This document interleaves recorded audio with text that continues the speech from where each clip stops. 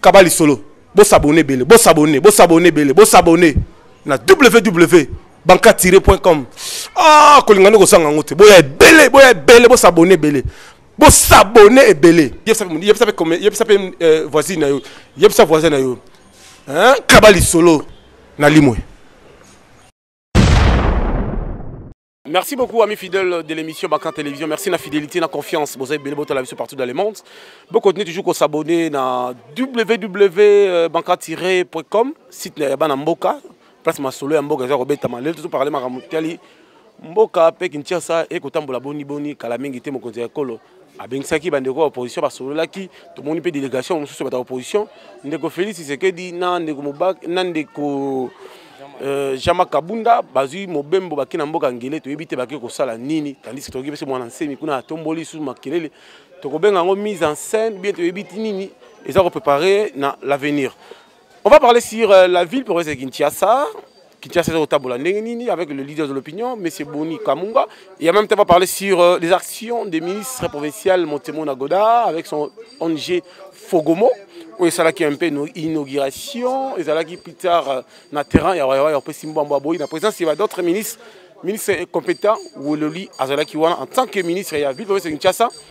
Avec le Chapoua, Godard, Montemo et le ministre honoraire Denis Kambayi, l'honorable Pachopanda, mon développé dans la Boni Kamunga, puis dans différentes télévisions, ils ont qui voilà. Tu retiens pas l'image à travers cette émission. Tu peux s'inviter dans l'émission Mbote Sengo. Merci à Mireille Conde Caviar, notre abonné à cette émission à Banka Télévision. Merci à Trésor Mouch, merci beaucoup à l'homme fort, plus que fort, Willy Mouchieni, Code Mondial, à l'émission, Angèle Moulanga à Washington, Gianni Mungu. Na Calgary, Jeannette Mungu peut te présenter ma condoléance le plus attesté na Ndegonabiso Gianni Mungu Akufeli grand frère naye Kashi Totumba. Alors notre invité de ce soir Ndeko Boni Kamunga. Bonsoir. Bonsoir et pas tuer les filles. Alors tu as bien l'émission Banka pour te kondola solo te belta ya mboka eko kene boni. Est-ce que makambo mon ancien mais ko sala to ko benga mise en scène bien ezali ba contre comme par porte selon vous? Donc, selon les choses sont claires, Mboke Otamba Malamute, na Tika Kubusa, Koboya Olobayangote, Mboke Otamba Malamute, tous un problème très sérieux. C'était prévu en principe le 31 décembre, fête à Saint-Sylvestre, pour organiser des élections. Jusque-là, il n'y a pas de signaux. Il n'y a pas de signaux forts qui montrent qu'on peut organiser les élections dans ces dates-là. Alors, on ne sait pas ce qui te roule les dates. Il faut que le chef de l'État se prononce pour nous dire quoi au juste. Le col a payé Balobi Soki Sensa et ses côtés. Sensa et Zali, on a basé gouvernement, basé Séni. Il faut pas faire de alors, jusque-là, en tout cas, ça ne marche pas. Mais est-ce que Makambo Monasé Miyaza Kosala marche, mot d'ordre, bandika, ils allaient contre la peuple, ou bien ils allaient pour intérêt personnel? Non, Monasé est en train de préparer ce qui n'a qu'au Mamounette n'a porte-parole n'a été, mais nous, moi je suis contre ça, puisque ce sont des innocents qui meurent. Moi, je suis contre les Quinois. Il y a pour ne pas je te dis clairement que Kinshasa, j'ai fait une déclaration forte à Makassi. Kinshasa n'est pas une ville de martyrs. Kinshasa n'est pas une ville de martyrs. Kinshasa, c'est beaucoup de gens qui ont fait on a télémélian, on a une opposition à majorité, la société civile, rapidement. On va signer un accord à Saint-Sylvestre, la solution pour ne pas nous allons prendre le devant. Nous allons prendre le devant dans la ville de Kinshasa. Je vais mobiliser toute la jeunesse autour de moi pour qu'on trouve une solution pour le pays. Mais président Boni, aujourd'hui, la ville de Kinshasa a une forte difficulté. Banzela, ils ont mal à est-ce que le gouverneur de la ville, André Kimbuta, a rejoint mon solo au gouvernement central? C'est quoi mettre reprise que Monica n'a pas na banca, na la télévision, na internet, que nous avons un problème à rétrocession, ils ont posé problème à Kassinamboka. Et la ville totalise le 100% de recettes à le gouvernement central. Pour ne pas rétrocéder, ça pose problème, ça pose un problème sérieux. Il y a même budget d'investissement à la ville de Kinshasa est bloqué, Zoyate, tout ça, ça pose problème au niveau du gouverneur de la ville. Moi, il y a dégagé ça, il y a bien aux alatés. Et puis la ville de Kinshasa, ils en ont deux volets. Il y a le gouvernement central et le gouvernement provincial. Il y a Misalo et Sengeli gouvernement central à Sala. Azo Salate, il y a peu Misala et Sengeli qui bango ba pesa bon na pas tout ça là, bazo pesa peut ça pose problème. Tout ça, ça pose un problème sérieux. Alors, au moins, les lots va bannir comme ça la université, la ville de l'université. Banda rompoinga bati nino. Je suis très fier du fait que Bandi a venu puisque Nazali parmi les auteurs, mener combat makasi par bon sanzela wana. Parce que on a dit bien à part la chaîne na chaîne tout pe na bay nzela wana zanzele sali ba continuer ba diriger mboka lelo. Banda osala ngote pression na ngai le kai makasi lelo. Ils sont en train de faire ça. Mais na sengaki na bango. Omoni a venu Kimwenza, ils a foutu complètement na axe mole tinezo. Ils a foutu. Omoni sikoyo tant bazui ba débris, tant bazo buka makadam. Ore ke ba ja ya OVD na ba mzwa chinois na bateka ba biloko wana. Bazwa biloko wana ba bwaki na veni Kikwit, hein? Oui, c'est par Ganga bananino. Bazum sou ba bwaki na veni Mombele et s'allonger ti et bimi na coin ya Lumumba. Ça va désengorger les embouteillages. Mais c'est ce qu'ils n'ont pas fait. Ça, c'est le problème. Moi, mon problème, c'est que l'avenue. Mais ça va débris, embouteillage. Mais fierté, il a duré il y a 12 mois. Bon, on se demande 12 mois, c'est ça le problème. Alors, président Boni, aujourd'hui, l'honorable député provincial, il y a aussi INC. A sengi que monsieur de défiance envers le gouverneur de la ville de Kimbuta, selon vous? Non, il ne faut pas marchander les choses. Tous ces gens-là, permettez-moi dans Internet, tous ces députés-là, il ne faut jamais croire à eux. Ce sont des gens qui sont fait mandat, ce sont des gens, ça fait combien de temps qu'ils n'ont pas pu faire ça? Les lots de ne pas encore marchander. Je ne sais pas à le monopole, il y a un gouverneur de la ville. Non. Je t'ai dit que les Bangonions, tous ces groupes-là, non, ça ne sert à rien. Ça ne sert à rien. Ils sont mandatés, ils ont autour de l'élection, et Salama. Et Salama, tout à la bissouna, ils vont gagner. Nous avons un candidat député provincial dans la commune alimentée. Nous allons voir ce qui va se passer. Nous allons voir, je te dis, parce que comment on va se quitter. Batouana basuna mandaté, bana discourté, bana ba distraction. Ce que faut nimpiya kananda kune aluki motion. Ayena motion a tcheboye, allez ba menacer gouverneur, ba sali pas gouverneur pe sa ba mbong. Mais c'est le gouverneur mbong on peut ça peut bango ezaté. To kende na ba élection, na bango to tabana ba gagner. On revient sur nomination, c'est à Ville-Province Kinshasa, le gouverneur a sali remaniement, mais on n'a pas vu le nom de M. Boni Kamung marqué le combat, a bâti même nous, tu as bâti aussi la ville de Kinshasa. Ça récompense selon vous? Non, et là on est là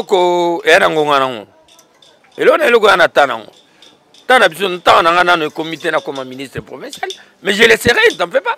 Même national, t'en fais pas. C'était ce que y a.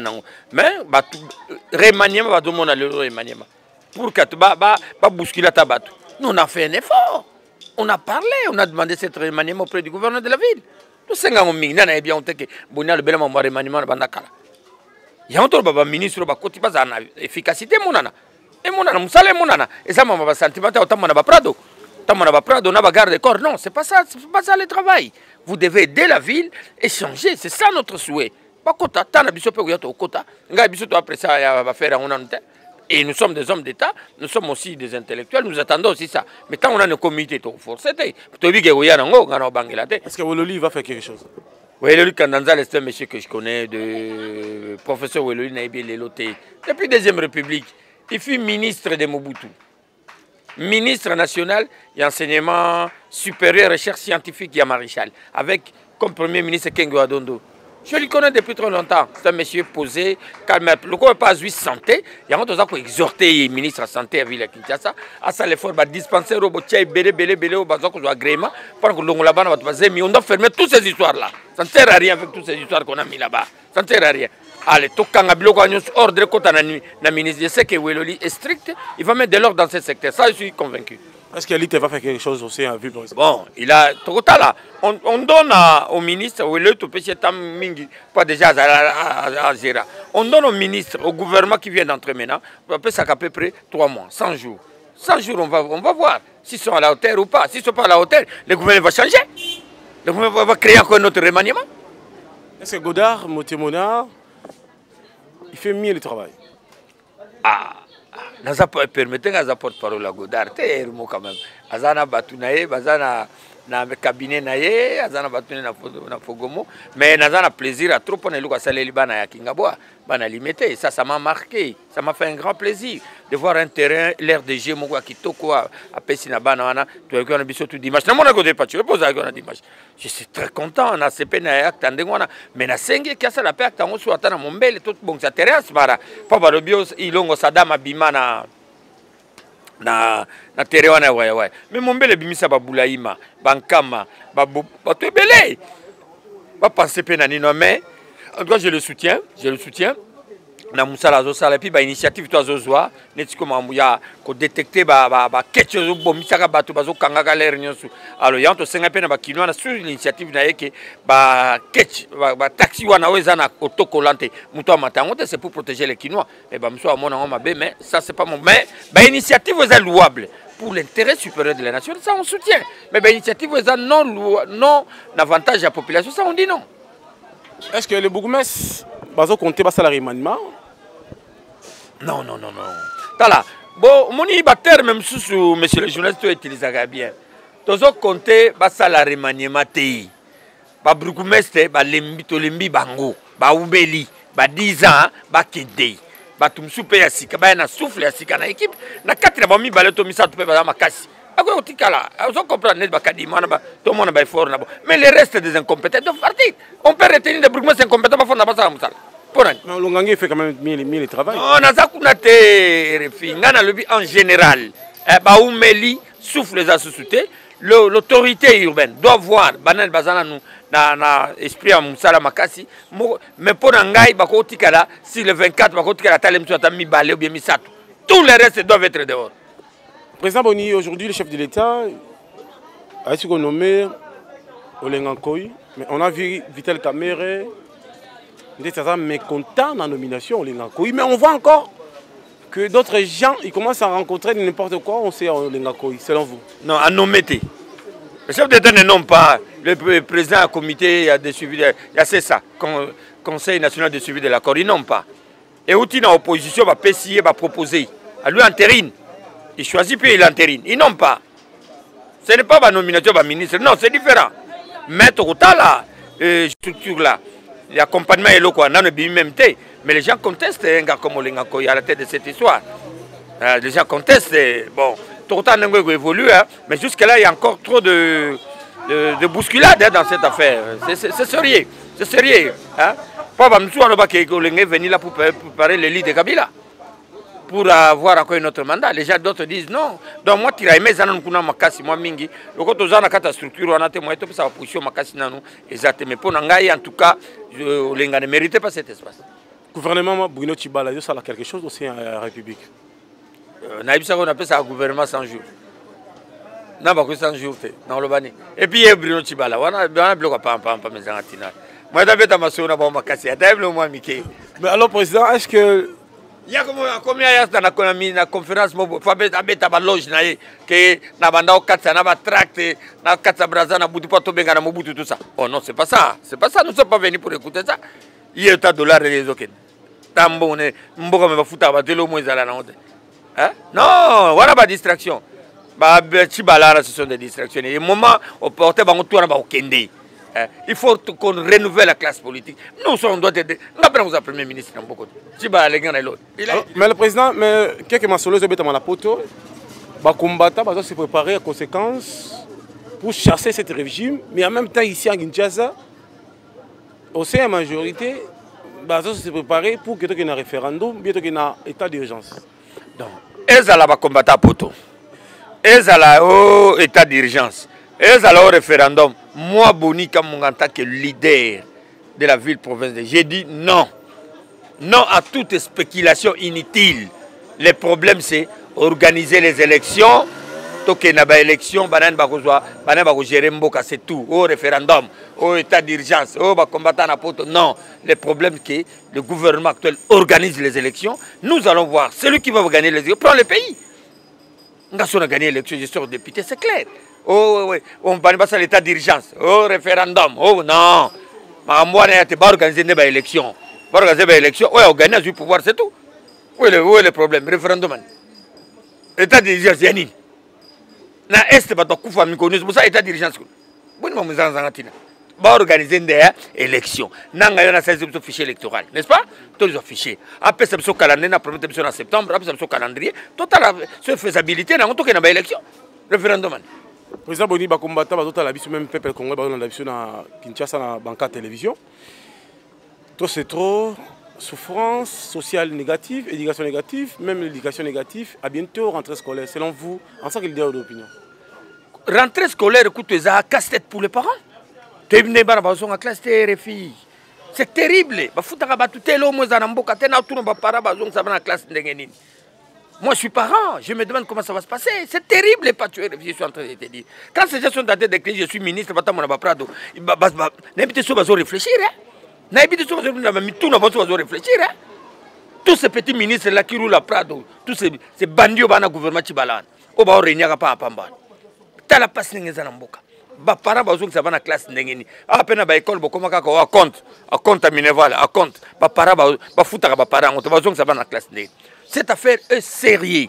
Si le gouvernement ne prend pas ses responsabilités, on ne sait pas ce qui peut arriver.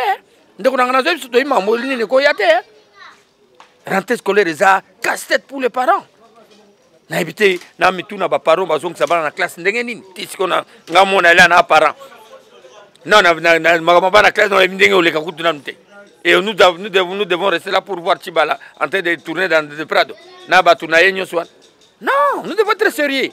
La situation pays est bien té tout ka sentiment to lo baga e ba sentiment mboko tambo malamu té mboko na problème oyo senga to luka solution rapidement ya on a le baki photo que na ba élection rapidement ba bato baza ba responsable bazwa mboko tambo.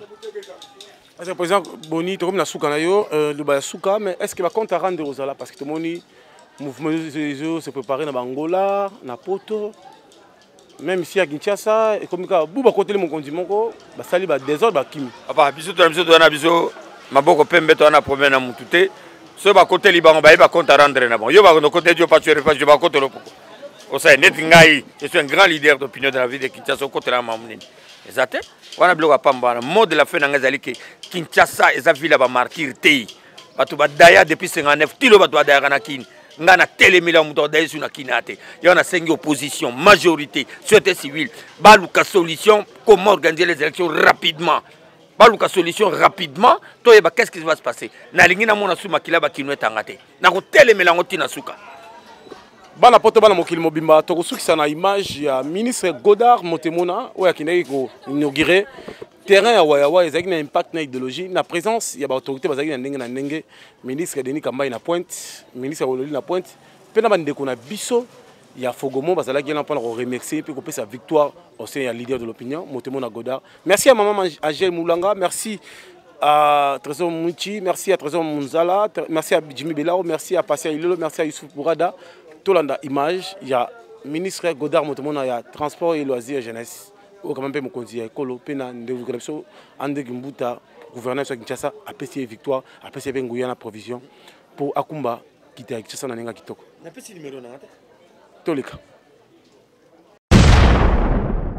Tala Kabali solo. Bo s'abonner belé, bo s'abonner belé na www.banka-.com.